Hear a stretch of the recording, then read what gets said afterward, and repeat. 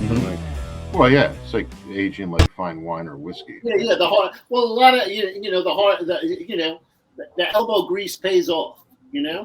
Old school elbow grease. That's there's no substitute for it. Well, you know what? That okay, Jimmy and Greg, and I'm not excluding I'm you, going. Tony. I'm. But No, that's okay. I Don't let don't me deserve going it. on this subject, dude. I'm really. I'm so. I can't. I got a hard time with this stuff nowadays. With these, I say it all the time. I talk to Greg about it. These, when we grew up, we grew up in a time when we started playing guitar. There was no computers, no YouTube, no anything. We had to do everything on our own, trying to figure out solos without, slowing down records, cassette tapes, and man, it makes me insane. Like nowadays, any one of these young kids, you see all these incredible guitar players, these young kids that are out there, and it's just like anything they want, they just go to YouTube. I want to learn this solo. I want to learn this solo. There's 1,000 people playing that same solo.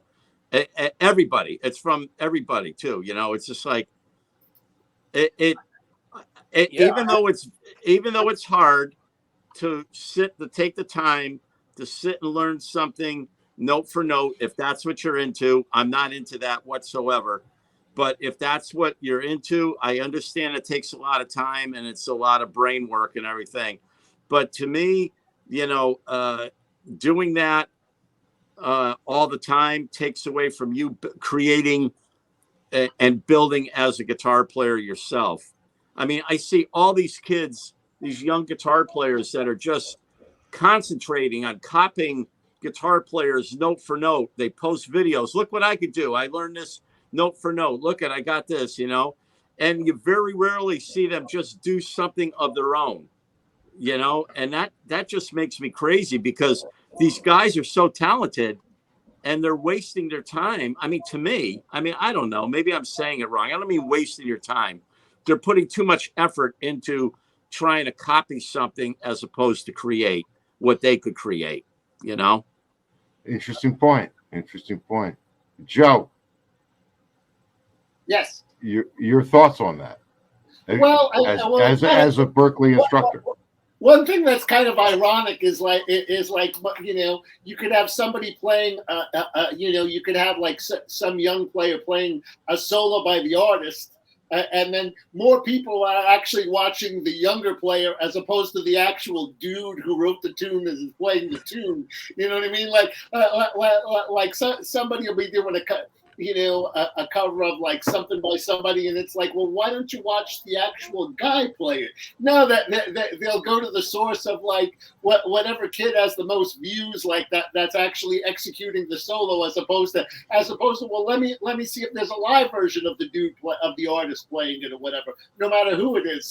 So that point of it is like really ironic. But I mean, as far as like, a lot of young players put a lot of energy into that, as Jimmy would say. I mean, that's the way they start to post things and get recognition. Hopefully it'll lead to them doing their own thing. And then the other thing about like a lot of younger players making videos and stuff, a lot of younger people are wired to only listen to things for like short periods of time. You know what I mean? Like look at like the guitar stuff on Instagram or some YouTube stuff where like the time of it is under in Instagram only a minute, and YouTube you might have something that's more like a solo or a lick or something like that, because a lot of younger people, they don't have not all of them, but many of them don't have the attention span to sit through an entire track. You know what I mean? And actually listen to like a full song, much less a full album. You know what I mean? So it's like a generational thing. It's definitely a generational thing. I'm not saying all young players are like that, but it's definitely and that it's definitely a product of the the modern age. That and everybody listening to music and watching videos just on their phone. You know what I mean? Right. I keep thinking back to Richie. Richie never played the same solo twice. Even his classic, even like one of his most recognizable solos, it all depends on his mood, what he would play. He might do one part of his solo. Look at the difference between Machine Head and Made in Japan.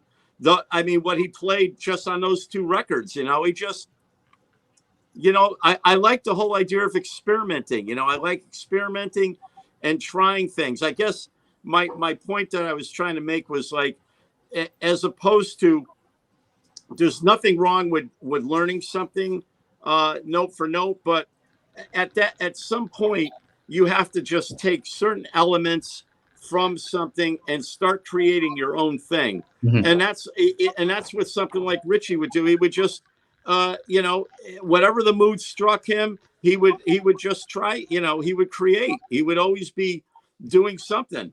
I saw there's, what is it, one solo somewhere of Richie where I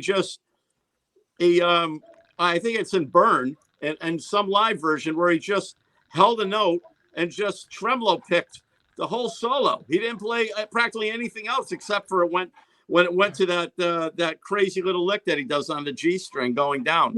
But the whole solo, he just held one note and went like that. It's just what he felt like doing that day. But to me, that's still creating. It's like what he wanted to do. Well, especially of course, that's what it's all about. Trying to be freed up to the point where you can play anything that, like where your head, your hands and your head and your ears and everything are like all connected at the same time and the planets align. And like, it's great to be able to do that as you're recording a solo. And it's great to be able to do that on the spot live. And that's what, older school players, that's what we all strive for. But especially with younger players, especially like more modern forms of metal music, there's a lot of it's very, very scripted and very parts oriented. And it's very much, it serves that kind of music where the players are just it's about executing something that more structured, structured and scripted and everything. Yeah, I was just having the exact conversation with Chris a couple of weeks ago because I work out all my solos, and Jimmy knows this, but I work everything out ahead of time, so I know what I'm doing when I go in the studio, and I played same solos for years. I can deviate, but at least I have, structure. I guess, yeah, but you wrote the solos. I wrote the solos. Yeah, see, I agree with him where, you see these kids who are trying to learn solos note for note. I say if there's a specific technique that you're trying to get down out of that solo, that's great. But once you learn it, it belongs to somebody else. As great as you can do it, the other guy wrote it.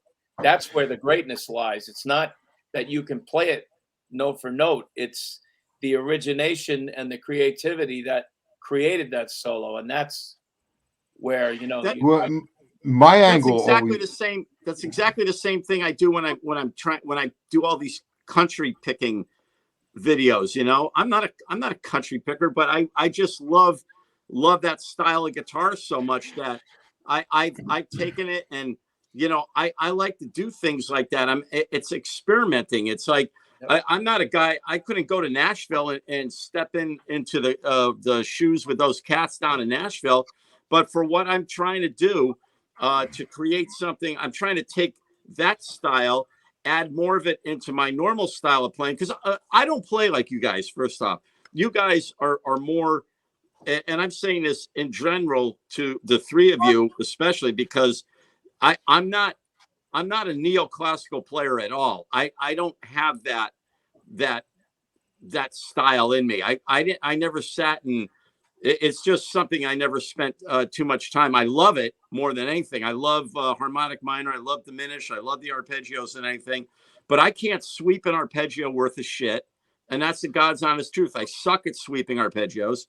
And, I just happen to be a pentatonic player. Most of my playing that I do is very fast, rapid, 2-note per string stuff.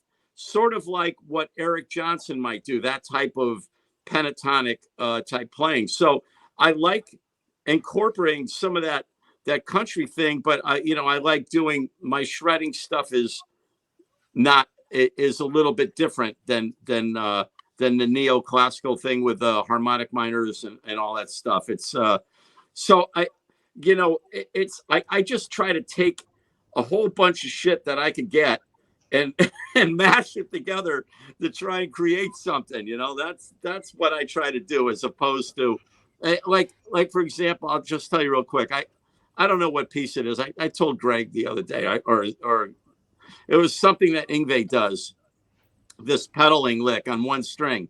It's something he does, and he goes up. It's all up and down on the all up and down on the high E string. He does it, and I can't pick it like that. So I made up my own lick, doing the exact same notes, right? But so it's the exact same notes that he's doing, but it's a different picking pattern, because I was influenced by something that he did, but I created something of my own, as opposed to sitting knocking my brain out trying to copy it note for note. Jimmy, on that point, that's my point. It's like when I was studying with Greg Howe, he was telling me about when he heard Eruption, and he didn't know that Eddie was tapping because he heard it on the radio. So he developed that crazy, because he thought that's how Eddie was playing it. And then he saw Eddie play live, and he's like, oh shit, okay. But he had already developed this technique. And that was the thing that's great about that era, like the era you were just talking about, like listening to records. It was so it was like there was no demystification because there was no YouTube. Unless you saw the guy in concert, we didn't have YouTube to see them. We didn't have video. Yeah. We didn't have MTV. We just took the record, we listened to it a million times, destroyed our album collection. I know I did. The guys at the record store loved me. Said, "Oh, great, he's back for another, Trower record or Frank Marino album." Number 5. Got to keep him in stock. Yeah, and incidentally, by the way, the first time I listened to Van Halen 1 and Eruption came on, I shit you not, I took the album. I heard he started doing all that stuff. I took the needle off, I took the album, and I put it back in the jacket, and I did not listen to it for a year. It freaked me the fuck out when I heard that. I had no idea what he was doing. I didn't know anything about that. I did. I knew he was tapping. Yeah, I knew it right off the bat. I learned that tapping part. That's funny. It frightened me. I learned that tapping part right after that record came out. I knew it. I had no clue as to what he was doing. I didn't know how he was getting the sound, none of that crap. But we took records and we would listen to them, and then we'd interpret the song and learn how to play them, how we learned how to play them. And I'll never forget, like, doing some old Deep Purple stuff, and some guy would say, "Oh, that's not how Richie does it. He does it this way." And then he would show me his way, and then you had 12 different ways of playing the same thing. Right.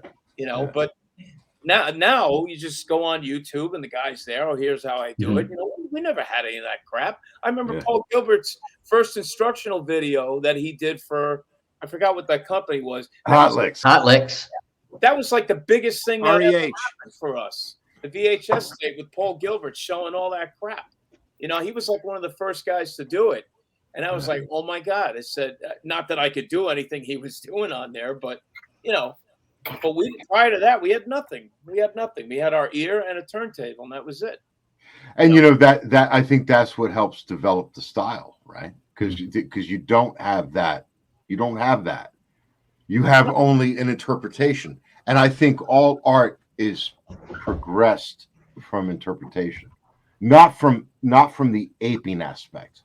I mean, it's great that it's there. It's great that I'm not going to discount it. It's great that it's there. Like I had a student come to me the other day. 11-year-old kid starts playing Polyphia note for note. Oh, just like note for note. Like, oh, I saw this on YouTube. So it's to them, it's just like it's no different than a video game. They see it and they're like, oh, okay, that's how it's done. I'm not going to discount that. Where it comes down to where the rubber meets the road for all of us, right? In general. And this isn't a comparison. It's the creation composition, and as Joe, you said earlier, pushing, progressing, and being okay with what it is that we do. This is what we do. Like, I'm not going to, I might have a collection of 8-string Kiesels, but I'm not going to go out and fucking write a Polyphia album. It's not going to happen. I'm still going to play within the world that I am. I'm going to keep pushing that world, but I'm not, I'm not sitting there going, oh, okay, now I have to do that. I'm not chasing that dragon. Fuck that dragon.